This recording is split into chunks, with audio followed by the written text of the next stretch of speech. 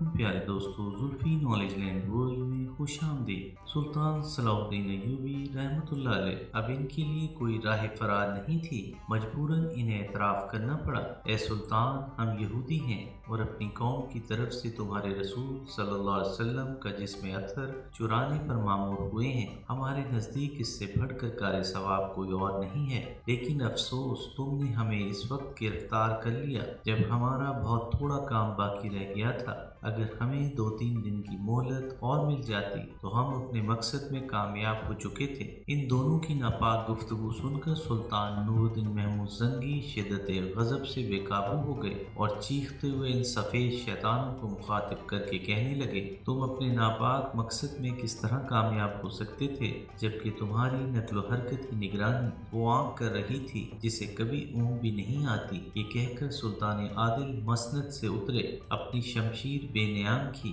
اور دونوں کے سر قلم کر دیے۔ پھر جب ان شیطانوں کی لاشیں ٹھنڈی ہو گئیں تو سلطان نور الدین محمود زنگی نے دوسرا حکم جاری کیا، ان دونوں کے سر نیزوں پر بلند کر کے ارض مقدس کے گلی کوچوں میں پھراؤ اور تشہیر کرو کہ اہل مدینہ لوگوں کے چہروں اور لباسوں سے دھوکہ نہ کھائیں۔ پھر جب دیار رسول صلی اللہ علیہ وسلم کے رہنے والے ان مردودوں پر لعنت بھیج چکے تو سلطان نور الدین محمود زنگی نے آگ جلانے کا حکم دیا۔ یہ آگ ایک وسیع میدان میں جلائی گئی جہاں ہزاروں اہل ایمان یہ عبرتناک منظر دیکھنے کے لیے جمع ہوئے تھے۔ پھر جب آگ کے شعلے بلند ہونے لگے تو سلطان نور الدین محمود زنگی نے ان دونوں عیسائیوں کی لاشیں اپنے ہاتھوں سے اٹھا کر آگ میں ڈال دیں۔ پھر جب وہ راکھ ہو گئے تو سلطان عادل نے انہیں مخاطب کرتے ہوئے کہا، یہ آگ تو بجھ گئی مگر وہ آگ کبھی سرد نہیں ہوگی جس کا مزہ تم قیامت میں چکھو گے۔ اس کے بعد سلطان نور الدین محمود زنگی نے پورے مدینہ منورہ کا طواف کیا۔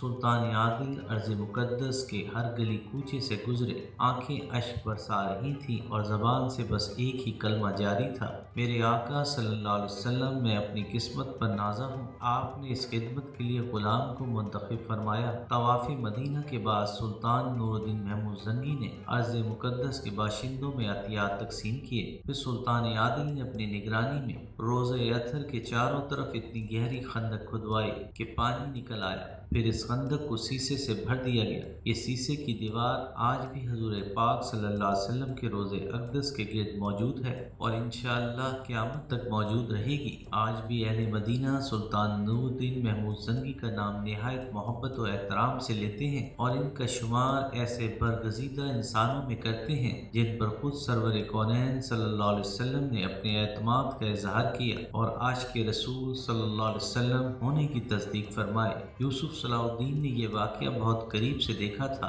اس لیے اس کے دل و دماغ پر گہرے اثرات مرتب ہوئے۔ قیام مدینہ کے دوران ایک دن سلطان نور الدین محمود زنگی نے بھی اسے مخاطب کرتے ہوئے کہا تھا، یوسف، تم اور اسد الدین شیر کو میرے دستے بازو بھی ہو اور رازدار بھی۔ مجھے حق تعالیٰ نے 2 بار خوفناک بیماری سے اس لیے نکالا تھا کہ میں یہ مقدس فریضہ انجام دے سکوں، مگر انسان اول و آخر فانی ہے، کسی دن بھی سانسوں کا شمار ختم ہو سکتا ہے۔ اس لیے میری یہ نصیحت ہمیشہ یاد رکھنا کہ ملت اسلامیہ اس وقت تک سکون نہیں پا سکتی جب تک یہود و نصارہ اس زمین پر موجود ہیں۔ ہم فتنہ و فساد پھیلانا نہیں چاہتے مگر اپنی سرحدوں کی حفاظت کے لیے ہمیں مسلسل جاگنا ہوگا تاکہ اہل ایمان سکون کی نیند سو سکیں۔ اس کے بعد وقت نے نئی کروٹیں لی۔ شاہ یروشلم بالڈون ثالث دمشق پر قبضہ کرنے کی حسرت دل میں لیے ہوئے دنیا سے رخصت ہو گیا۔ اس کی موت پر یروشلم کے عیسائیوں میں کوہرام برپا ہو گیا۔ صلیبی کئی ماہ تک بالڈون ثالث کی موت کا سوگ مناتے رہے۔ اس موقع پر بعض امراء نے سلطان نور الدین زنگی کو مشورہ دیتے ہوئے کہا، ہمیں اس موقع سے فائدہ اٹھاتے ہوئے آگے بڑھ کر یروشلم پر حملہ کر دینا چاہیے۔ سلطان نور الدین محمود زنگی کی اعلیٰ ظرفی نے یہ گوارا نہیں کیا کہ وہ عیسائیوں کی ماتمی حالت سے سیاسی فائدہ اٹھائیں۔ ہمیں یہ زیب نہیں دیتا کہ غم زدہ دشمن پر یلغار کریں اہل یروشلم کو اس صدمے سے نجات حاصل کرنے دو، پھر کھلے میدان میں مارکہ آرائی ہوگی اور بیت المقدس میں نماز ادا کرنے کی درینہ آرزو پوری ہو جائے گی۔ بعض مورخین کے نزدیک یہ سلطان نور الدین محمود زنگی کی سیاسی غلطی تھی۔ اگر وہ بالڈون ثالث کے امرتے ہی بھرپور حملہ کر دیتے تو آسانی کے ساتھ یروشلم پر قابض ہو سکتے تھے۔ ممکن ہے یہ قیاس آرائی درست ثابت ہوتی، مگر سلطان نور الدین محمود زنگی نے اپنے عمل سے ثابت کر دیا کہ اہل ایمان اپنے دشمن کی بھی مجبوری سے فائدہ نہیں اٹھاتے۔